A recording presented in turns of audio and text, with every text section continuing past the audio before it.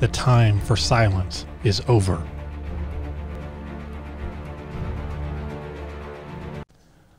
We're going to start with Lee Atwater and the quote he made about the Republican switch to the Southern strategy, which basically meant after the Civil Rights Movement, how Republicans could get the formerly solid Democratic South. Again, this was after President Johnson had signed the Civil Rights Act, and Republicans now realized that the former South that had always voted Democrat since the Civil War, that there was an opening there. And I apologize in advance. There's some racist language in here. It's not mine.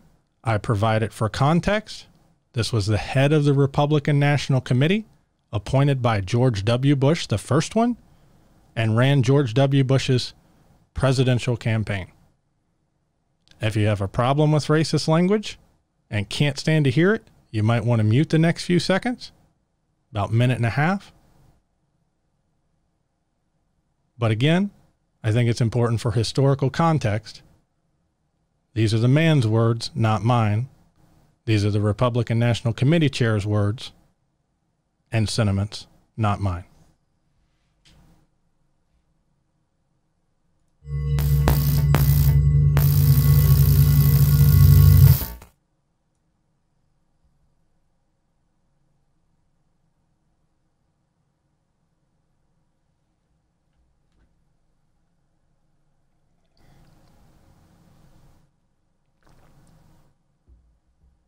Here's how I would approach that issue as a statistician or a political scientist, or no, as a psychologist, which I'm not, is how abstract you handle the race thing.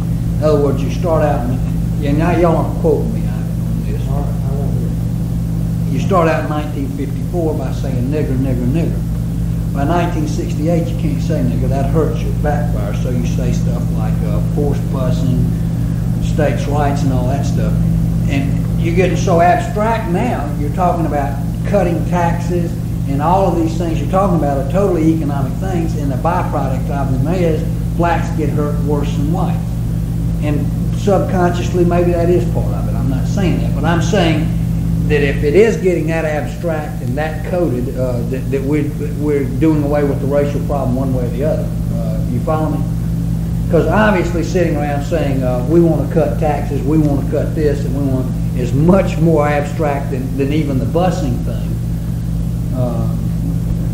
and a hell of a lot more abstract than nigger nigger, you know. So any way you look at it, race is coming on the back burner.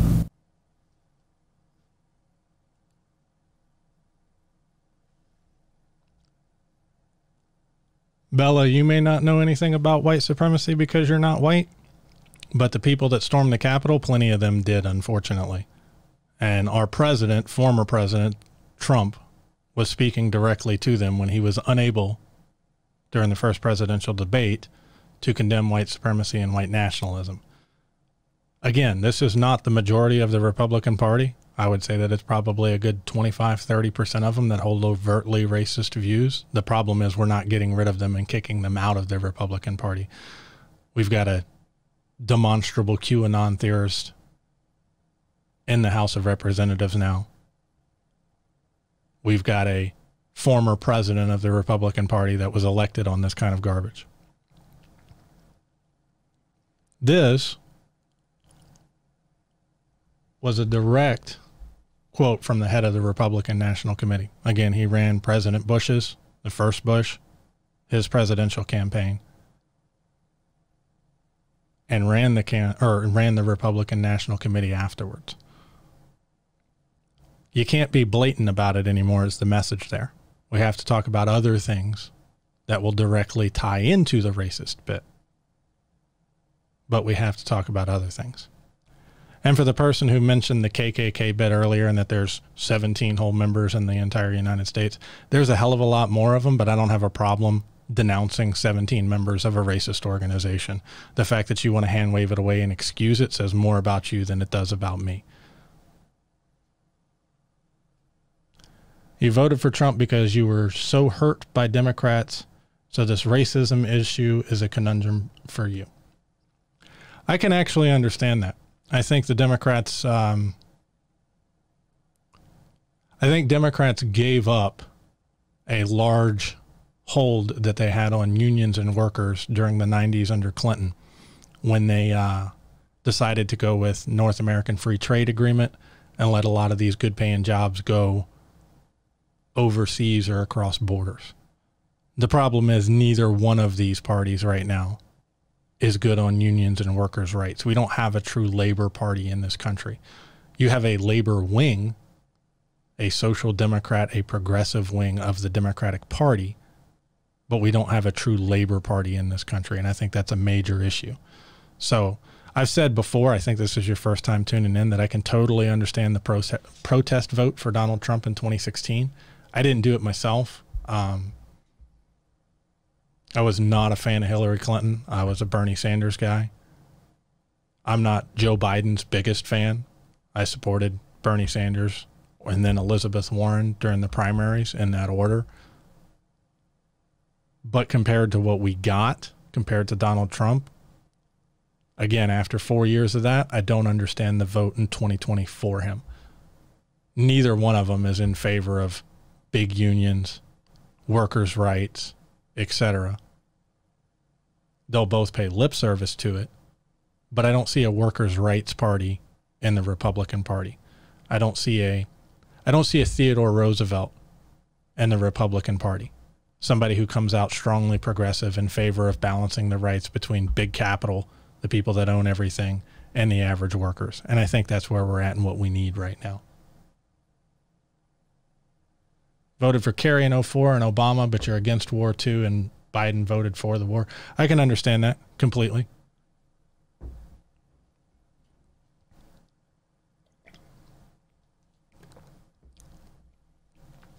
I don't think I've said before publicly, but I completely understand the war in Afghanistan when we first went in after Al-Qaeda, because that was who attacked us on 9/11.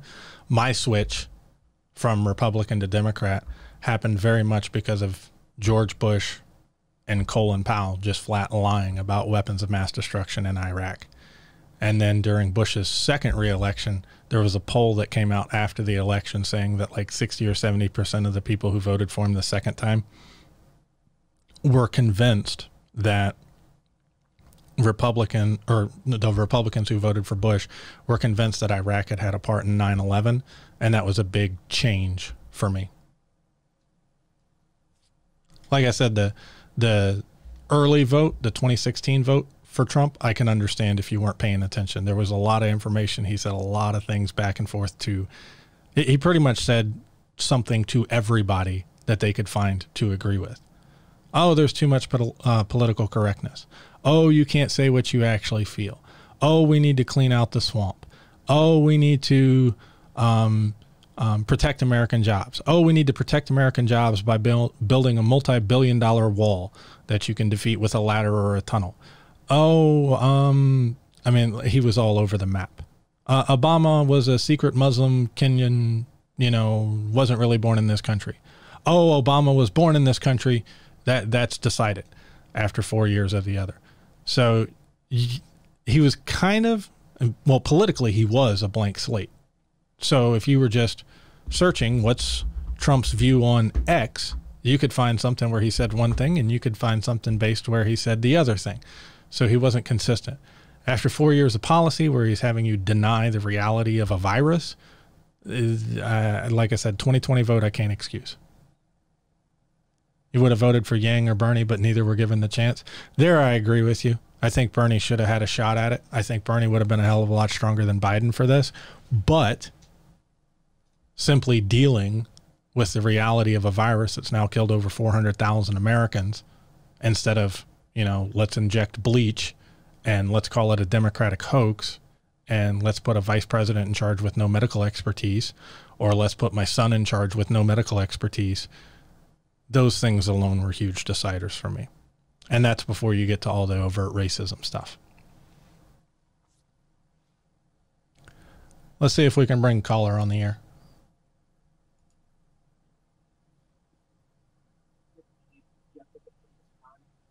Caller, you're on the air. I don't have your name. I apologize. Hello. Hello. Hi.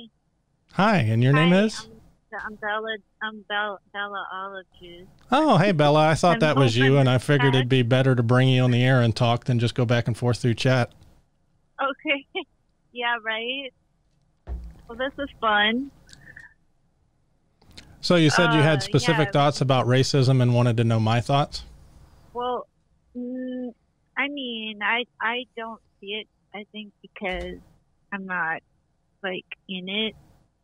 So I have a hard time seeing it because I'm not racist. And people, you know, like when I was I actually worked to help raise money for Democratic Party and did all that. And then I've experienced racism throughout my life as just, you know, growing up looking different and in the white communities and whatever.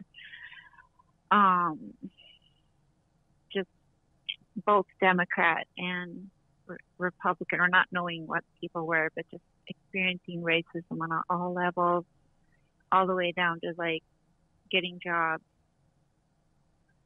and how I'm treated. So, like, I just always assumed Democrats were pro diversity. And then after working in that environment, after experiencing that, just hearing about it all the time and understanding both realms is just fascinating to me. What are your thoughts? Well, where are you geographically located? What state, if you don't mind my asking? I'm in the north. I'm in Minnesota. Oh, you're up in very Minnesota? Democratic state. Yeah, last I checked it was. I've never lived up that direction.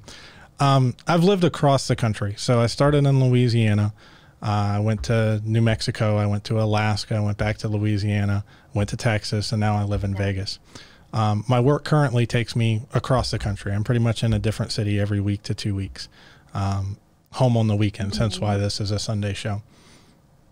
There's a difference between racist policies and a party that pushes those and racist individuals. And growing up in the South, in Louisiana, there were a lot of things that, I mean, I considered myself not racist down there and pretty progressive. And I mean, I was raised by a social worker, right? By a single mother as a social worker. So, I mean, I came out fairly, you know, progressive on the racial things down there. But when I went to school in New Mexico at military school, there were certain things that I considered normal back in Louisiana that were not normal in New Mexico, in a different environment. And those things kind of jump out at you. Like, I remember when I was 15 and I went to honor military school, realizing that I no longer had to worry about which friends would hang out with other friends of different colors. Because I had certain friends in Louisiana. I had black and white friends, but some of them didn't care who was in the group, and some of them did.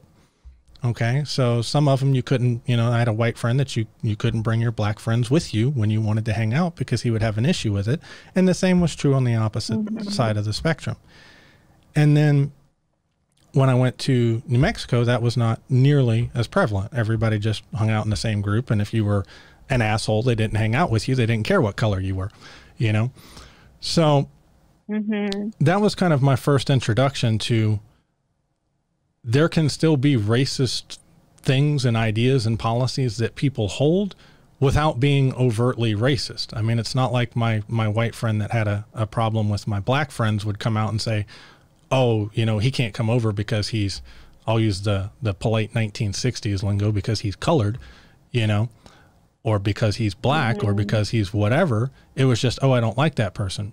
But it was always the black person that he didn't like. And then I stayed away for several years, and then I moved back to Louisiana to help that same mother through cancer. And after being out of it for several years and then moving back to Louisiana, it was normal for certain customers in business to not want to work with somebody of a different color, which I didn't run into outside of that state. Okay. So you would have a black gentleman walk up and want to work with another black gentleman, or a white gentleman walk up and flat not talk to the black gentleman in front of him. And I had a black coworker, and we used to switch customers on a regular basis because we just knew what it was and it was unspoken. So yeah, I think the South is totally different than the North. I mean, I was always told to stay out of the South. Yeah, and there's honestly no offense, but well, and there's a reason I don't live there anymore. Now, like I said, do I think the majority of people in those areas are racist? No. Do I think that the majority of people in that, and especially the Deep South, think that Martin Luther King came along in the 1960s and made a speech and everything that was racist ever just went away?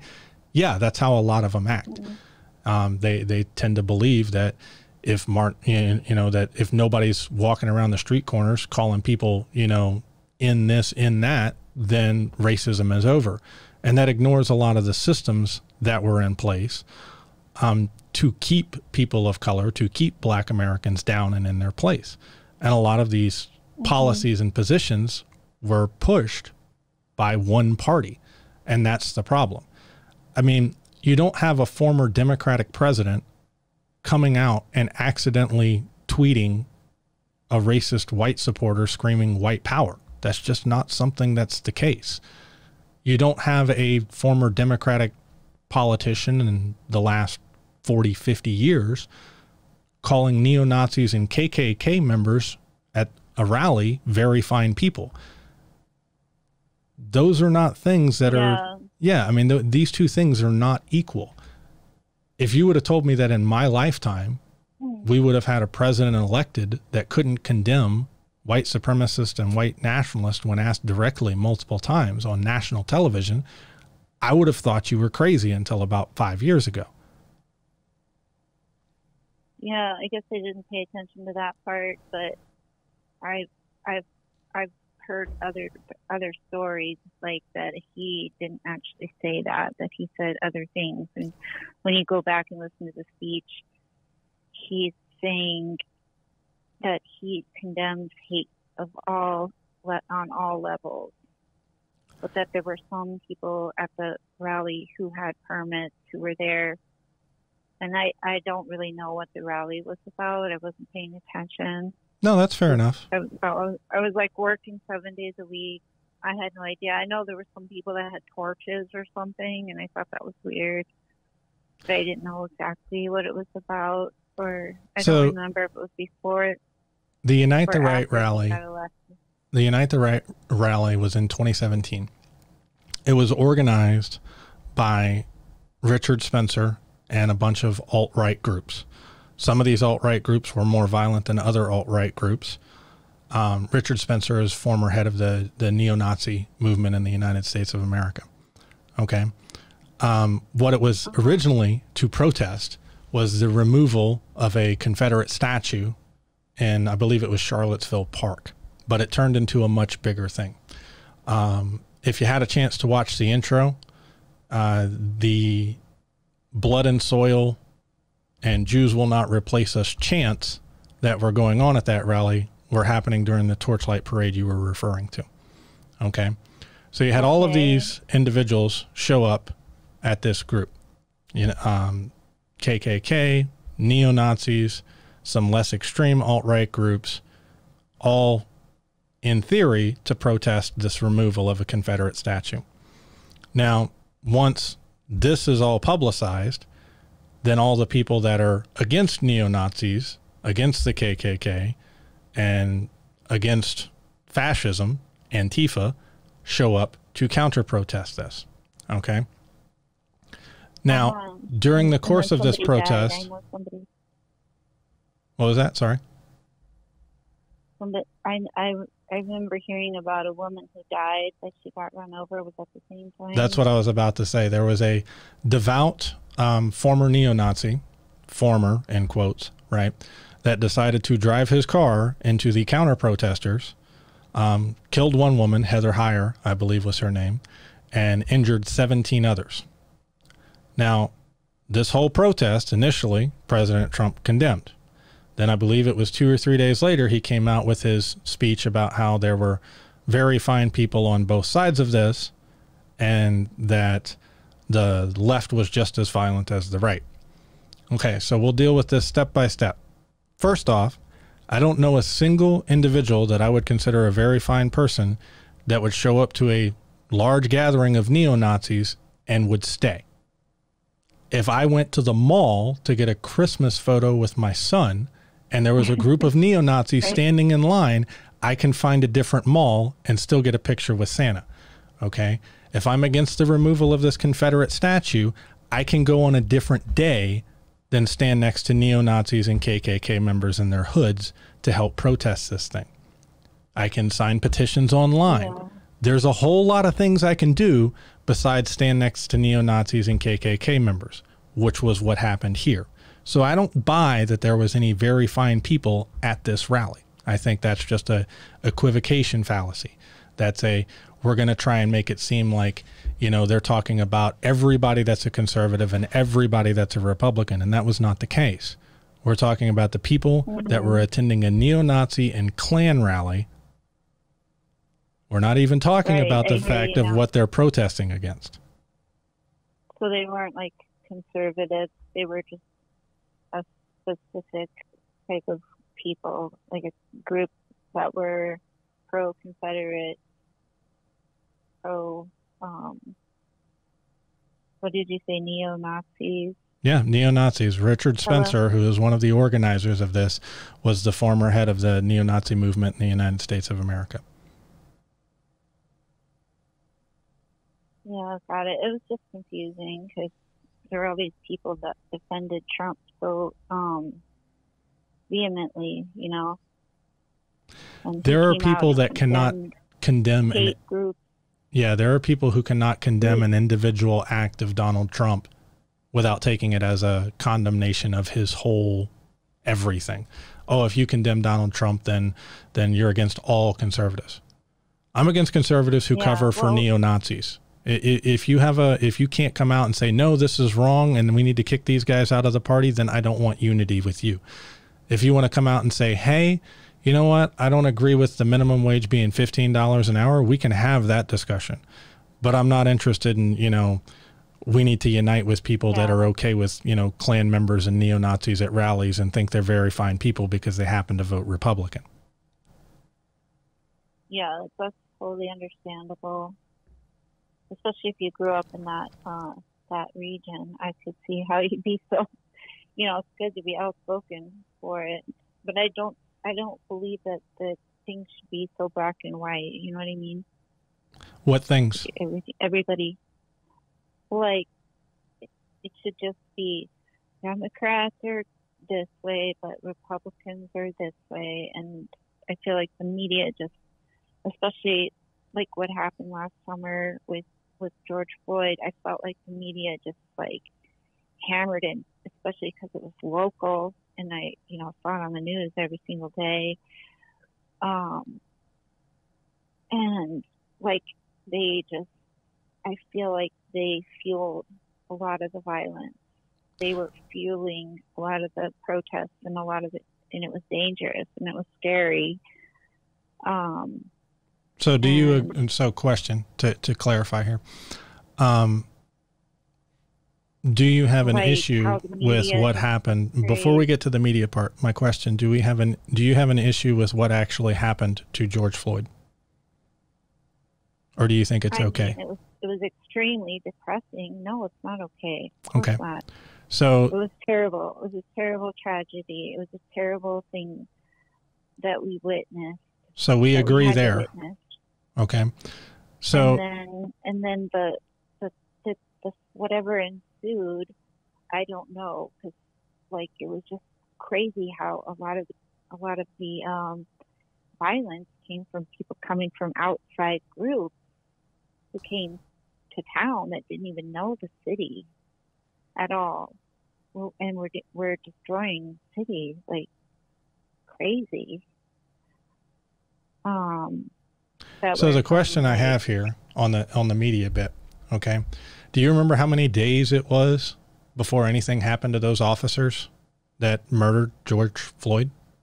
I know it was a couple months. Yeah. And it was 3 days before they were even suspended or arrested. Yeah, but the city failed to protect its people. Like, George Floyd was one of its people. The city also murdered one of its people. Do you think, I mean, the police work for the city? Well, I don't think two wrongs make a right in any situation. I don't disagree with that. I'm not advocating for the arsonist and the looters, but I'm asking if you can understand the people who protested and why. Yeah, I understand that. I fully supported my friends who protested. I fully supported people that were just, quote unquote, peacefully protesting. It was the people that were burning things and looting and destroying businesses, especially at a time when people barely could be surviving, at a time when there was like such an economic downfall in the city because we were locked up for so long. So my question on that would be, just as a gut feeling, what percentage would you say were peacefully protesting, and which percentage would you say were, committing violence and looting and rioting, etc.? I think that there were like a very small percentage of people who came in as like operatives. I don't know what side they were on. If they were on the left or the right, they were just people maybe that wanted to exert violence or who wanted to blow things up, who took advantage of it, or if they were like operatives who came in to create this drama to fuel some kind of race war between people.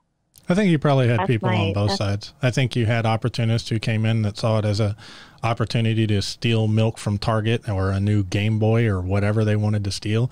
And I think you had people that showed up to commit violence in the hopes of, inciting some kind of racial animus or racial fight back and forth. I think you had lots of different players. But I would say that the overall vast majority of them were peaceful. Yeah, I mean, I saw a lot of the people that they found that got arrested were, I mean, there's no difference between. I'm not trying to pit black versus white, but there were a lot of white people. Oh, I agree with that. And that were, not really there for out of direct anger. And like they even went, like they had no idea between cities, and like a bunch of people went to St. Paul, which is a totally different city than Minneapolis, totally different police department. I mean, Minneapolis is a very liberal state to begin with, and has a lot of like liberal and social services, anti-race policies, like already built in. Like St. Paul, which is a totally different, even a different county than Minneapolis, has like in their bylaws, in their laws, in the system built in already to fight racism, to fight and to have pro-diversity. Like, I don't know if that is like in every state because I only live in one state, but I mean, hopefully it is in every state. Well, I know for a fact it's not. And even if the laws are on the books, you're also dealing with whether the laws are being enforced or not. I mean, Black Lives Matter started back during Trayvon Martin in Florida when he was murdered. And then that gentleman walked. I mean, this has been a continuous ongoing thing that has slowly escalated because their voices are being ignored. I mean, Colin Kaepernick has been kneeling at NFL games for ages. And the right had a Fox News and conservative media had a huge problem with that as well because it was quote unquote disrespectful to the flag. We'll ignore the fact that he talked to a former Special Forces NCO to ask a way to peacefully protest and was advised to kneel during the national anthem as a form of peaceful protest. Now, for Black Lives Matter as a national movement, I can't speak directly to Minnesota, but as a national movement, it's been 97% peaceful. You had 26 million Americans that took form in some form of protest around the country, and over 40% of the counties in the United States. So over half the counties in the United States of America. You have a constitutional right to assemble and protest. If it's 97% clean, they have a right to protest. That doesn't mean we shouldn't arrest the people that commit violence. That doesn't mean we shouldn't arrest anybody who advocated that these people go burn cities or, go burn cars and loot stores. All those people absolutely should be arrested and, taken to trial for what they did. I'm not advocating for violence here. But if we have a 97% clean movement, I'm not going to say that BLM can't protest. And when this, when black people are more likely to die during an interaction with police around the country, when black Americans are more likely when they're killed by police to be unarmed than white Americans, this is a problem that needs to be addressed. Can you agree with me that far? Oh, totally. I mean, I consider myself almost black. IO figure I'll get to you in a minute. Oh, well, I can let you go. You can talk to somebody else. No, it's on chat. I'll get to chat in just a second. But if you want to wrap up, I'll give you the last word real quick. Oh, okay. Well, thanks for the time. Of course. I appreciate the call. Thank you. Okay, bye. Have a good one. You too. Join me every Sunday afternoon for a new show where common citizens, you and I together, discuss with each other issues of today, where we demand proof and evidence is required, where we seek the truth and will not be silent. Join me this coming Sunday afternoon and take part in America's oldest and most honored tradition.